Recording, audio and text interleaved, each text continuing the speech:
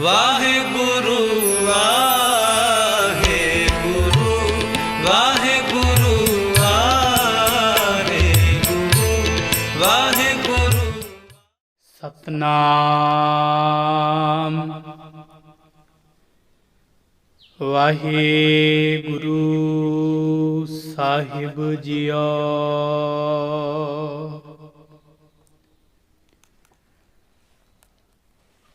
ਦਰਸ਼ਨ ਦੇਖ ਜੀਵਾ ਗੁਰ ਤੇਰਾ,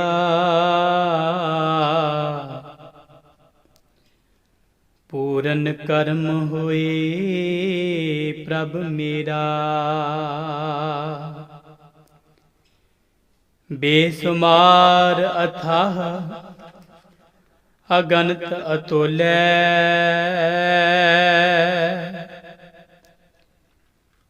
ਜਿਉ ਬੁਲਾਵੋ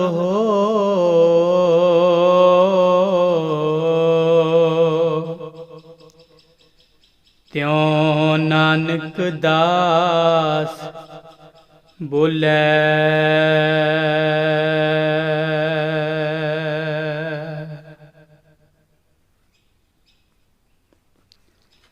ਪਰਮ ਸਤਿਕਾਰਯੋਗ ਚਵਰ ਤਖਤ ਛਤਰ ਦੇ ਮਾਲਿਕ, ਵਾਲੇ ਕੁਲ ਆਲਮ, ਪੈਗੰਬਰ ਕਾਇਨਾਤ, ਸ੍ਰਿਸ਼ਟੀ ਏ ਰਹਿਬਰ, ਜੁਗ ਹੋ ਜੁਗ ਅਟਲ, ਧੰਨ ਧੰਨ ਸਾਹਿਬ ਸ੍ਰੀ ਗੁਰੂ ਗ੍ਰੰਥ ਸਾਹਿਬ ਜੀ ਮਹਾਰਾਜ। ਸੱਚੇ ਪਾਤਸ਼ਾਹ ਜੀਆਂ ਦੇ ਪਾਵਨ ਪਵਿੱਤਰ ਹਜੂਰ ਚਰਨ ਕਮਲਾਂ ਪਾਸ ਜੁੜ ਬੈਠੀ ਗੁਰੂ ਰੂਪ ਪਿਆਰੀ ਸਾਧ ਸੰਗਤ ਜੀ, ਆਓ ਬੜੇ ਪਿਆਰ ਦੇ ਨਾਲ ਇੱਕ ਦਫਾ ਫਿਰ ਮਨ ਬਿਰਤੀਆਂ ਨੂੰ ਇਕਾਗਰ ਕਰਦੇ ਹੋਏ ਸੱਚੇ ਪਾਤਸ਼ਾਹ ਜੀ ਦੇ ਚਰਨਾਂ ਕਮਲਾਂ ਪਾਸ ਲਗਵਾਈਏ ਹਾਜ਼ਰੀਆਂ। ਕੋਈ ਵੀ ਰਸਨਾ ਵਾਂਝੀ ਨਾ ਰਹਿ ਜਾਵੇ ਜੀ। ਬੜੇ ਪਿਆਰ ਦੇ ਨਾਲ ਦੋਵੇਂ ਹੱਥ ਜੋੜ ਗੁਰੂ ਸਾਹਿਬ ਜੀਆਂ ਨੂੰ ਸੀਸ ਨਿਵਾਉਂਦੇ ਹੋਏ ਫਤਿਹ ਦੀ ਸਾਂਝ ਪਾਓ। ਆਖੋ ਜੀ ਵਾਹਿਗੁਰੂ ਜੀ ਕਾ ਖਾਲਸਾ, ਵਾਹਿਗੁਰੂ ਜੀ ਕੀ ਫਤਿਹ। ਸਤਿਗੁਰ ਬੰਦੀ ਛੋੜ ਹੈ, ਜੀਵਨ ਮੁਕਤ ਕਰੈ ਓਡੀ ਨਾ। ਬੰਦੀ ਛੋੜ ਦਾਤਾ ਧੰਨ ਧੰਨ ਗੁਰੂ ਹਰਗੋਬਿੰਦ ਸਾਹਿਬ ਜੀ ਮਹਾਰਾਜ। ਸੱਚੇ ਪਾਤਸ਼ਾਹ ਜੀ ਦਾ ਪਾਵਨ ਇਤਿਹਾਸ ਆਪਾਂ ਜੋ ਲੜੀਵਾਰ ਸ਼ਰਵਨ ਕਰਦੇ ਆ ਰਹੇ ਹਾਂ, ਕੱਲ ਤੱਕ ਸਰਵਨ ਕੀਤਾ ਹੈ। ਜਹਾਂਗੀਰ ਬਾਦਸ਼ਾਹ ਦੇ ਸੱਦੇ ਤੇ ਬਾਦਸ਼ਾਹ ਨੂੰ ਦਰਸ਼ਨ ਦੇਣ ਦੇ ਲਈ ਗੁਰੂ ਹਰਗੋਬਿੰਦ ਸਾਹਿਬ ਜੀ ਮਹਾਰਾਜ ਦਿੱਲੀ ਪਹੁੰਚੇ ਨੇ। ਮਜਨੂ ਦੇ ਟਿੱਲੇ ਉਤਾਰਾ ਕੀਤਾ ਹੈ। ਇਥੋਂ ਬਾਦਸ਼ਾਹ ਦੇ ਮਹਿਲਾਂ ਵਿੱਚ 5 ਸਿੱਖਾਂ ਦੇ ਸਮੇਤ ਦਰਸ਼ਨ ਦੇਣ ਗਏ ਨੇ। ਕਹਿੰਦੇ ਨੇ ਸਤਿਗੁਰੂ ਪਾਤਸ਼ਾਹ ਜੀਆਂ ਨੂੰ ਬੜੇ ਅਦਬ ਦੇ ਨਾਲ ਜਹਾਂਗੀਰ ਨੇ ਆਪਣੇ ਤਖਤ ਦੇ ਬਰਾਬਰ ਬਿਠਾਇਆ ਹੈ। ਇੱਕ ਚੌਕੀ ਸੱਚੇ ਪਾਤਸ਼ਾਹ ਜੀ ਦੇ ਸਜਨ ਦੇ ਲਈ ਲਗਾਈ ਗਈ ਹੈ, ਜੋ ਜਹਾਂਗੀਰ ਦੇ ਤਖਤ ਦੇ ਬਰਾਬਰ ਲਾਈ ਗਈ ਹੈ। ਮਹਾਰਾਜ ਜੀ ਦੇ ਪਵਿੱਤਰ ਮੁਖੜੇ ਨੂੰ ਤੱਕਿਆ ਤੇ ਤੱਕਦਾ ਹੀ ਰਹਿ ਗਿਆ। ਜਿੰਨਾ ਸੁਣਿਆ ਸੀ ਉਹਦੇ ਤੋਂ ਵੀ ਵੱਧ ਨਿਹਾਲ ਹੋਇਆ। ਉਹਦੇ ਤੋਂ ਬਾਅਦ ਵਿਚਾਰਾਂ ਹੋਈਆਂ ਨੇ। ਜਹਾਂਗੀਰ ਨੇ ਸੋਚਿਆ ਵੀ ਪਹਿਲੇ ਦੇਖ ਵੀ ਲਈਏ ਇਹਨਾਂ ਕੋਲ ਕੋਈ ਮਹਾਨਤਾ ਵੀ ਹੈ ਜਾਂ ਨਹੀਂ। ਗੁਰੂ ਪਾਤਸ਼ਾਹ ਜੀ ਨੂੰ ਪੁੱਛਦਾ ਹੈ ਸੱਚੇ ਪਾਤਸ਼ਾਹ, ਹਿੰਦੂ ਮਤ ਸਨਾਤਨ ਮਤ ਵੱਡਾ ਹੈ ਜਾਂ ਇਸਲਾਮ ਮਤ ਵੱਡਾ ਹੈ? ਮਨ ਚ ਸੋਚਿਆ ਵੀ ਇਹਨਾਂ ਨੇ ਸ਼ਸਤਰ ਧਾਰਨ ਕਰ ਲਏ ਨੇ, ਹੋ ਸਕਦਾ ਹੈ ਪਹਿਲੇ ਗੁਰੂਆਂ ਵਾਲਾ ਸੁਭਾਅ ਜਾਂ ਫਕੀਰੀ ਇਹਨਾਂ ਵਿੱਚ ਹੋਵੇ ਜਾਂ ਨਾ ਹੋਵੇ। ਇਹਨਾਂ ਦੇ ਵਿਚਾਰ ਜਾਣੀਏ। ਮਹਾਰਾਜ ਜੀ ਕਹਿਣ ਲੱਗੇ ਬਾਦਸ਼ਾਹ ਨੂੰ, ਬਾਦਸ਼ਾਹ ਵੱਡਾ ਤੇ ਉਹ ਹੈ ਜਿਹੜਾ ਇੱਕ ਨਿਰੰਕਾਰ ਇੱਕ ਓੰਕਾਰ ਦੇ ਚਰਨਾਂ ਵਿੱਚ ਲੀਨ ਹੋਵੇ। ਕੋਈ ਮੁਸਲਮਾਨ ਹੋ ਜਾਵੇ, ਹਿੰਦੂ ਹੋ ਜਾਵੇ, ਇਦਾਂ ਕੋਈ ਵੱਡਾ ਨਹੀਂ ਹੁੰਦਾ। ਜਿਹੜਾ ਇੱਕ ਸਿਰਜਣਹਾਰ ਨੂੰ ਧਿਆਉਂਦਾ, ਭਾਵੇਂ ਕੋਈ ਵੀ ਹੋਵੇ, ਉਹਦੀ ਬੰਦਗੀ ਕਰਨ ਵਾਲਾ ਵੱਡਾ ਹੁੰਦਾ ਹੈ। ਕੌਣ ਵੱਡਾ? ਮਾਇਆ ਵਡਿਆਈ, ਸੋ ਵੱਡਾ ਜਿਨ ਰਾਮ ਲਿਵ ਲਾਈ। ਐਸਾ ਜਵਾਬ ਸੁਣ ਕੇ ਨਿਹਾਲ ਹੋਇਆ ਹੈ ਬਾਦਸ਼ਾਹ। ਸੋਚਿਆ ਸ਼ਸਤਰ ਧਾਰਨ ਕੀਤੇ ਨੇ, ਬਾਹਰੀ ਭੇਖ ਜ਼ਰੂਰ ਪਹਿਲੇ 5 ਗੁਰੂ ਸਾਹਿਬਾਨਾਂ ਤੋਂ ਵੱਖਰਾ ਹੈ, ਪਰੰਤੂ ਅੰਦਰਲੀ ਜੋਤ, ਅੰਦਰਲਾ ਗਿਆਨ ਹੂ ਬਹੂ ਗੁਰੂ ਨਾਨਕ ਵਾਲਾ ਹੈ। ਨਿਹਾਲ ਹੋਇਆ ਬਾਦਸ਼ਾਹ। ਸਤਿਗੁਰੂ ਮਹਾਰਾਜ ਜੀ ਸ਼ਾਮ ਦੀ ਸਮਾਪਤੀ ਤੇ ਜਦ ਵਾਪਸ ਪਰਤਣ ਲੱਗੇ ਨੇ ਆਪਣੇ ਅਸਥਾਨਾਂ ਤੇ ਹੱਥ ਜੋੜ ਕੇ ਬੇਨਤੀ ਕੀਤੀ, ਪਾਤਸ਼ਾਹ ਇੱਥੇ ਜਿੰਨੇ ਵੀ ਸਥਾਨ ਨੇ ਇਹਨਾਂ ਨੂੰ ਆਪਣੇ ਸਮਝੋ। ਹਰ ਰੋਜ਼ ਦਿਨ ਦੇ ਸਮੇਂ ਮੈਨੂੰ ਦਰਸ਼ਨ ਦੇਣ ਦੀ ਕਿਰਪਾਲਤਾ ਕਰਨੀ। ਅਗਲੀ ਸਵੇਰ ਹੋਈ, ਸ਼ਿਕਾਰ ਖੇਡਣ ਦੇ ਲਈ ਬਾਦਸ਼ਾਹ ਚੱਲਿਆ ਹੈ। ਗੁਰੂ ਮਹਾਰਾਜ ਜੀ ਦੀ ਵਡਿਆਈ ਸੁਣੀ ਸੀ ਕਿ ਵੱਡੇ ਵੱਡੇ ਨਿਸ਼ਾਨ ਚੀ 6ਵੇਂ ਪਾਤਸ਼ਾਹ ਦੇ ਅੱਗੇ ਫਿੱਕੇ ਪੈ ਜਾਂਦੇ ਨੇ। ਇਹਨਾਂ ਵਰਗਾ ਕੋਈ ਤਲਵਾਰ ਦਾ, ਕਿਰਪਾਨ ਦਾ ਧਨੀ, ਇਹਨਾਂ ਵਰਗਾ ਕੋਈ ਮਹਾਨ ਤੀਰ ਅੰਦਾਜ਼ ਨਹੀਂ ਹੋ ਸਕਦਾ। ਬਾਦਸ਼ਾਹ ਨੇ ਕਿਹਾ, ਕਿਉਂ ਨਾ ਮਹਾਰਾਜ ਜੀ ਦੀ ਸ਼ਸਤਰਬਾਜੀ ਵੀ ਦੇਖੀ ਜਾਵੇ, ਗਿਆਨ ਤੇ ਅਥਾਹ ਹੈ। ਸੋ ਇਹ ਸਤਿਗੁਰੂ ਪਾਤਸ਼ਾਹ ਜੀ ਨੂੰ ਵੀ ਬੇਨਤੀ ਕਰਕੇ ਸ਼ਿਕਾਰ ਖੇਡਣ ਚੱਲਿਆ, ਆਪਣੇ ਨਾਲ ਲੈ ਕੇ ਗਿਆ ਹੈ। ਇੱਥੋਂ ਤੱਕ ਆਪਾਂ ਕੱਲ ਸਾਂਝ ਪਾਈ ਸੀ। ਆਓ ਬੜੇ ਪਿਆਰ ਦੇ ਨਾਲ ਅਗਲੀ ਵਿਚਾਰ ਆਪ ਜੀ ਸ਼੍ਰਵਣ ਕਰੋ ਜੀ। ਇੱਕ ਦਫਾ ਪ੍ਰੇਮ ਸਹਿਤ ਉਚਾਰਨ ਕਰੋ, ਆਖੋ ਜੀ ਸਤਨਾਮ ਸ਼੍ਰੀ ਵਾਹਿਗੁਰੂ ਸਾਹਿਬ ਜੀਓ।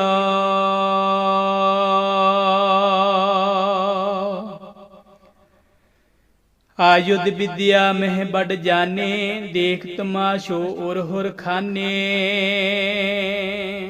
ਕਹਿੰਦੇ ਨੇ ਸਤਿਗੁਰੂ ਮਹਾਰਾਜ ਜੀ ਦੀ ਮਹਾਨਤਾ ਨੂੰ ਜਦੋਂ ਸੁਣਿਆ ਹੈ ਜਹਾਂਗੀਰ ਨੇ, ਤੇ ਉਹਨੇ ਸੋਚਿਆ ਵੀ ਪਾਤਸ਼ਾਹ ਜੀ ਦੀ ਸ਼ਸਤਰਬਾਜੀ ਦੇਖਣੀ ਵੀ ਚਾਹੀਦੀ ਹੈ।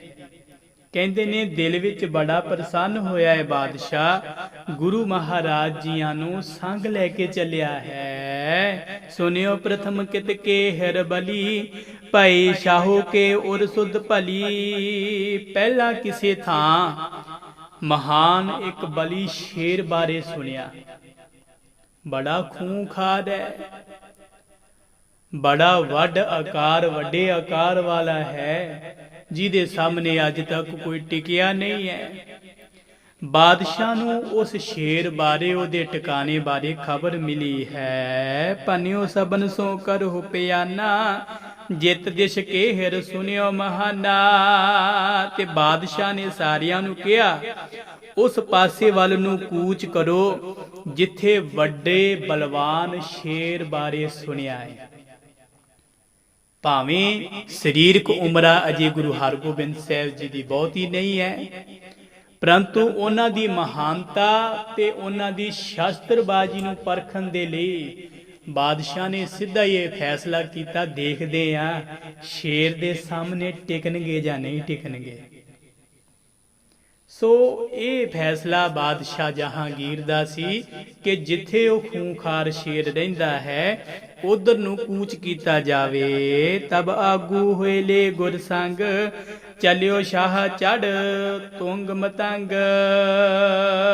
ਤੇ ਕਹਿੰਦੇ ਨੇ ਗੁਰੂ ਮਹਾਰਾਜ ਜੀਆਂ ਨੂੰ ਨਾਲ ਲੈ ਕੇ, ਸੰਗ ਲੈ ਕੇ ਬਾਦਸ਼ਾਹ ਆਪ ਹਾਥੀ ਉੱਤੇ ਚੜ ਕੇ, ਹਾਥੀ ਤੇ ਸਵਾਰ ਹੋਇਆ ਹੈ ਤੇ ਉਸ ਪਾਸੇ ਵੱਲ ਨੂੰ ਜਿੱਥੇ ਉਹ ਖੂੰਖਾਰ ਸ਼ੇਰ ਸੀ ਉਧਰ ਨੂੰ ਚੜਾਈ ਕੀਤੀ ਹੈ। ਖੋਜਨ ਕਰਿਓ ਸਕਾਨਨ ਜਬੈ, ਭਬਕਤ ਨਿਕਸਿਓ ਕੇਹਰ ਤਬੈ। ਜਦ ਜੰਗਲ ਵਿੱਚ ਉਹਦੀ ਖੋਜ ਕੀਤੀ, ਜਿੱਥੇ ਜੇ ਲੋਕਾਂ ਨੇ ਦੱਸਿਆ, ਖਬਰ ਮਿਲੀ ਕਿ ਇੱਥੇ ਜੇ ਰਹਿੰਦਾ ਹੈ, ਤੋ ਕਵੀ ਜੀ ਕਹਿੰਦੇ ਨੇ ਜਦ ਉਸ ਪਾਸੇ ਵੱਲ ਨੂੰ ਗਏ ਤੇ ਭਬਕਾ ਮਾਰਦਾ ਹੋਇਆ ਉਹ ਸ਼ੇਰ ਉਧਰ ਆ ਨਿਕਲਿਆ ਹੈ।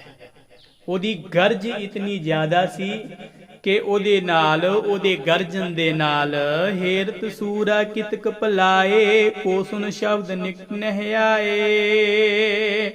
ਕਵੀ ਜੀ ਕਹਿੰਦੇ ਨੇ ਉਹਦੀ ਗਰਜ ਦੇ ਵਿੱਚ ਇਤਨਾ ਦਮ ਸੀ ਕਿ ਮਾੜੇ ਦਿਲ ਵਾਲੇ ਇਹਦੇ ਕਈ ਸਿਪਾਹੀ ਉਸੇ ਵੇਲੇ ਭੱਜ ਉੱਠੇ, ਉਸੇ ਵੇਲੇ ਨੱਠ ਗਏ। ਸ਼ੇਰ ਦੇ ਸਾਹਮਣੇ ਕੌਣ ਟਿਕਦਾ ਹੈ? ਤੋ ਕਈ ਉਥੋਂ ਨੱਠ ਉੱਠੇ ਨੇ ਔਰ ਇਸ ਪ੍ਰਕਾਰ ਕਿਸੇ ਦੀ ਹਿੰਮਤ ਨਹੀਂ ਪਈ। ਅਜੇ ਸ਼ੇਰ ਆਮੋ ਸਾਹਮਣੇ ਨਹੀਂ ਹੋਇਆ, ਉਹ ਜਿੱਧਰੋਂ ਵੀ ਆ ਰਿਹਾ ਉਹਦੇ ਗਰਜਨ ਦੀ ਆਵਾਜ਼ ਆ ਰਹੀ ਸੀ ਤੇ ਕਈ ਮਾੜੇ ਦਿਲਾਂ ਵਾਲੇ ਦੌੜ ਉੱਠੇ ਜੀ। ਘੋਰਾ ਠਰੇ ਮੂਤਰ ਕੋ ਸ਼ੋਰਾ, ਗਜ ਨਹਿ ਗਮ ਨਹਿ ਘੋਰ ਸੋਰਾ।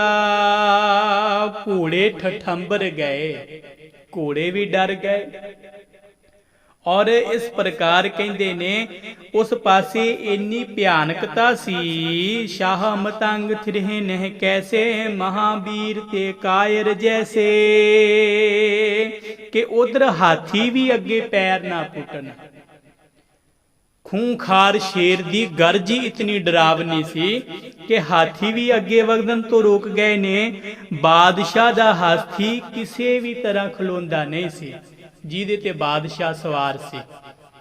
ਤੋ ਇਸ ਪ੍ਰਕਾਰ ਕਹਿੰਦੇ ਨੇ ਜਿਵੇਂ ਮਹਾਨ ਸੂਰਮੇ ਦੇ ਸਾਹਮਣੇ ਡਰਪੋਕ ਨਹੀਂ ਨਾ ਟਿਕਦਾ, ਮਾੜੇ ਦਿਲਾਂ ਵਾਲੇ ਟਿਕ ਨਹੀਂ ਸਨ ਰਹੇ। ਤਬ ਪੁਕਾਰ ਕਰ ਗੁਰੂ ਸੋ ਕਹਿਓ, ਖਰੇ ਸੋ ਧੀਰਜ ਕੋ ਜਬ ਲਹਿਓ। ਜਦ ਫਿਰ ਬਾਦਸ਼ਾਹ ਨੇ ਸੱਚੇ ਪਾਤਸ਼ਾਹ ਜੀ ਵੱਲ ਦੇਖਿਆ ਹੈ, ਕਹਿੰਦੇ ਨੇ ਦੰਗ ਰਹਿ ਗਿਆ ਬਾਦਸ਼ਾਹ।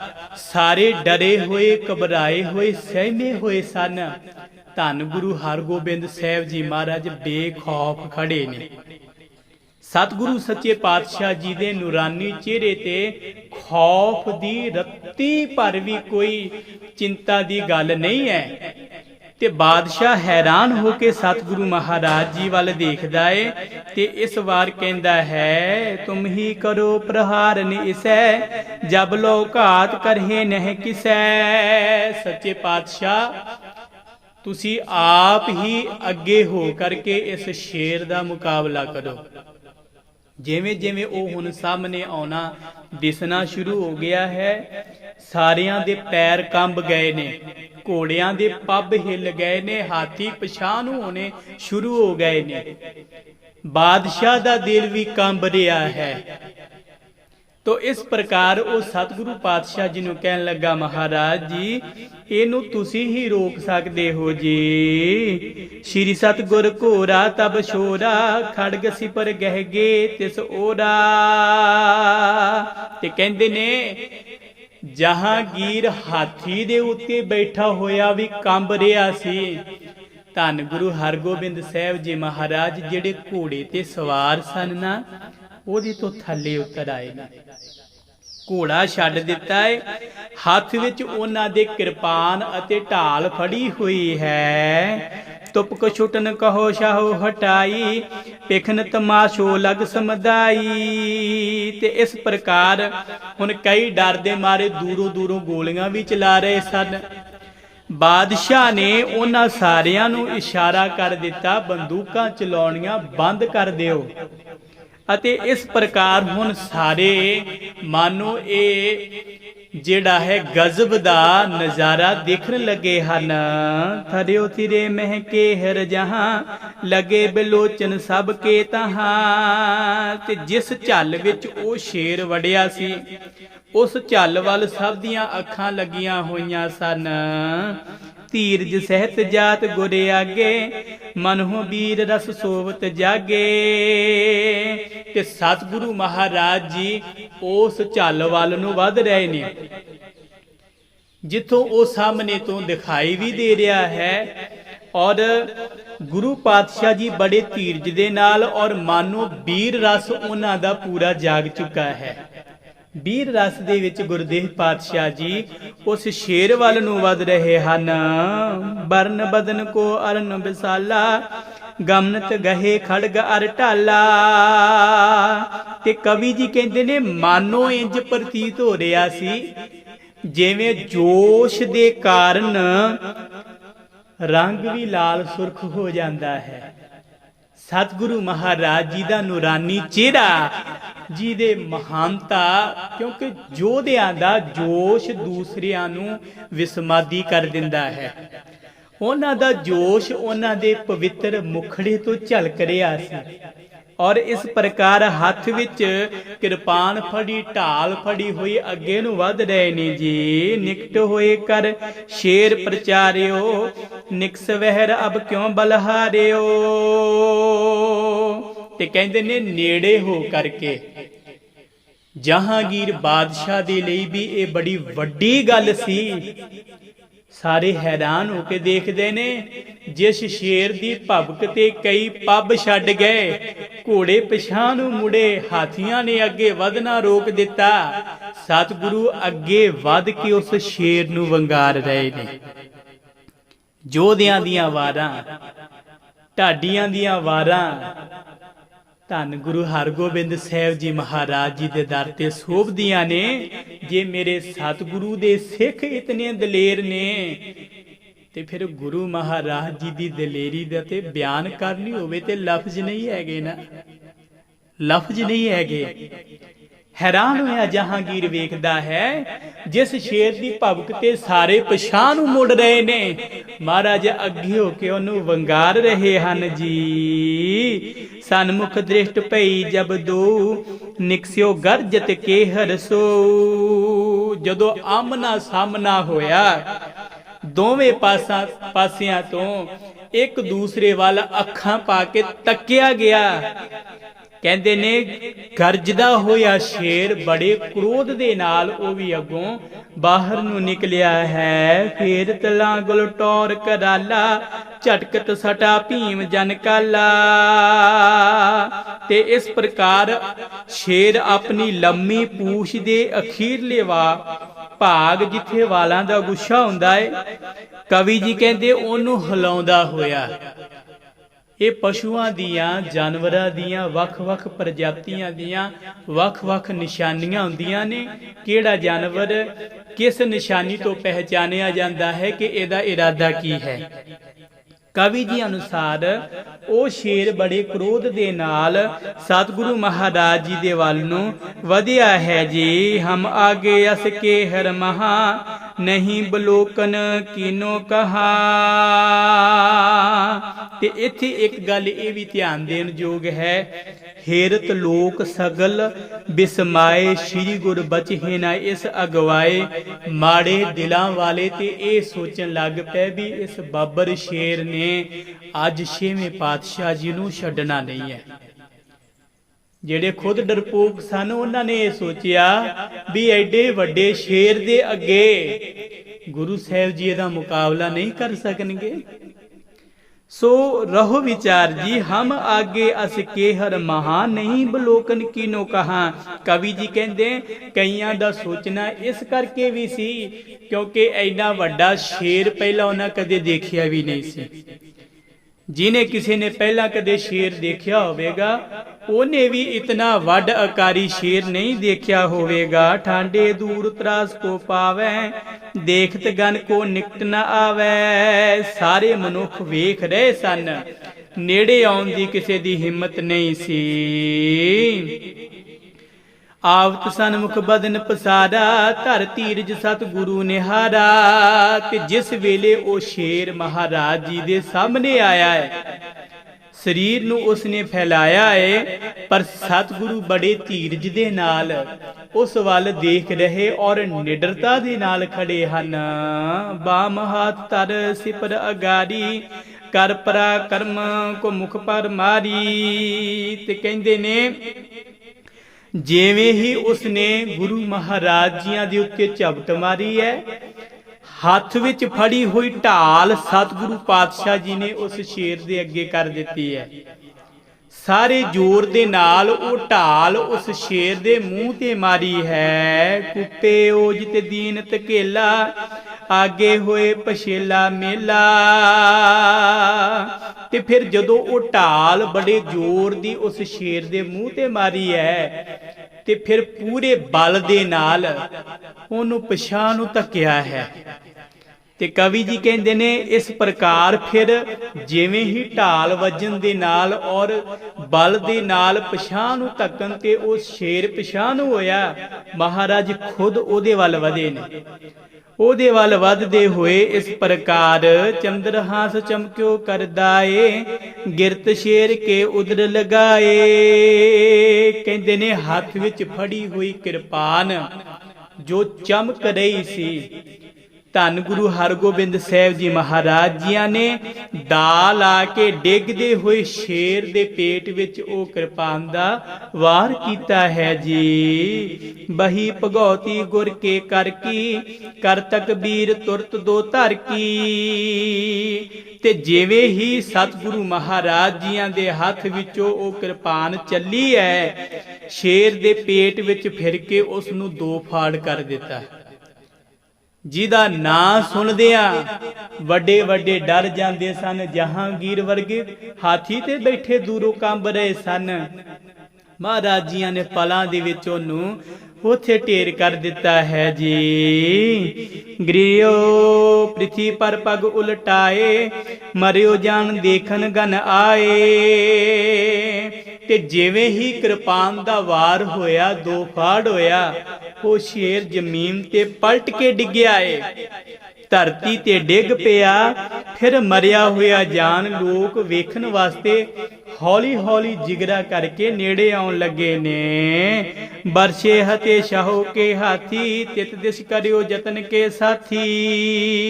ते कहंदे ने बादशाह दे हाथी नूं अजे भी सूए मार मार के तोड़ रहे ने, वो डरदा होया अजे भी उधर नूं नहीं वध रिहा।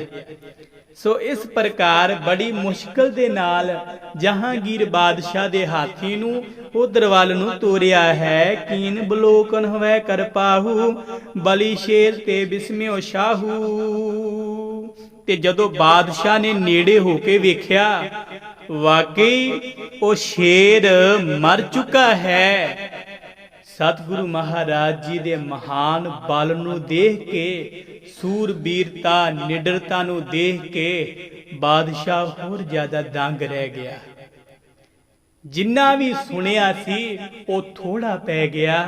जिन्नी भी छेवें पातशाह जी की महानता सुनी सी बादशाह ने, वो भी थोड़ी पै गई। ये ते जो सुनिया ओदे तो हजारा गुना वध के महान ने। सो इस तरह सतगुरु महाराज जियां दे शेर शिकार दी ये गल जंगल दी अग वांग दूर दूर तक फैल गई। सारे धन गुरु हरगोबिंद साहब, धन गुरु हरगोबिंद साहब कहंदे ने, इन्हां वर्गा फकीर कोई नहीं है, इन्हां वर्गा बली योधा कोई नहीं है, इन्हां जिहा महान कोई नहीं है। सरोह विचार जी इस तरह बादशाह दे मन विच होर नेड़ता वधी है। पर इथों चंदू चंदरे वर्गियां नूं अग लग गई भी बादशाह ते गुरु साहब जी दी नेड़ता क्यों हो रही है। सो कल नूं आपां सरवण करांगे जी। 2 दिनां दे विच 2-3 दिनां विच इस प्रसंग दी आपां समाप्ति कर देवांगे। चंदू चंदरे ने फिर बादशाह नूं गुरु महाराज जी दे खिलाफ भड़काउण दे लई भरमाउणा चाहया है। एक नजूमीए द्वारा चंदू बादशाह ते आउण वाला खतरा दस के बादशाह दी कुछ हालत बिगड़ी है, ओदा सारा भरम जाल बना के किवें सतगुरु महाराज जियां नूं ग्वालियर दे किले विच जाना पैंदा है, जिथों मेरे पातशाह बंदी छोड़दा ते बन के उन्हां राजियां नूं रिहा करवा के आए सन। ये सारा आपां आने वाले दिनों में इतिहास सरवण करांगे जी। भुलां चुकां दी क्षमा। आओ बड़े प्यार दे नाल आखिरी पंक्तियां सरवण करो। इत्थे ही समाप्ति है जी। धन धन सतगुर को कहे, खरो निकट तिसकी दिश लहै, केहर को निकस्यो तब जीव, महाप्रकाशवंत सो थीव। ਵਾਹਿਗੁਰੂ ਜੀ ਕਾ ਖਾਲਸਾ ਵਾਹਿਗੁਰੂ ਜੀ ਕੀ ਫਤਿਹ। ਵਾਹਿਗੁਰੂ ਜੀ ਕਾ ਖਾਲਸਾ ਵਾਹਿਗੁਰੂ ਜੀ ਕੀ ਫਤਿਹ। ਸ਼ੇਰੇ ਪੰਜਾਬ ਗੁਰਬਾਣੀ YouTube ਚੈਨਲ ਨੂੰ ਵੱਧ ਤੋਂ ਵੱਧ ਸਬਸਕ੍ਰਾਈਬ ਕਰੋ ਤੇ ਇਸ ਤੇ ਗੁਰਬਾਣੀ ਸ਼ਬਦ ਕੀਰਤਨ ਤੇ ਇਤਿਹਾਸ ਨਾਲ ਵੱਧ ਤੋਂ ਵੱਧ ਜੁੜ ਕੇ ਆਨੰਦ ਮਾਣੋ ਤੇ ਆਪਣੀ ਜ਼ਿੰਦਗੀ ਨੂੰ ਸਫਲ ਕਰੋ। ਵਾਹਿਗੁਰੂ ਜੀ ਕਾ ਖਾਲਸਾ ਵਾਹਿਗੁਰੂ ਜੀ ਕੀ ਫਤਿਹ।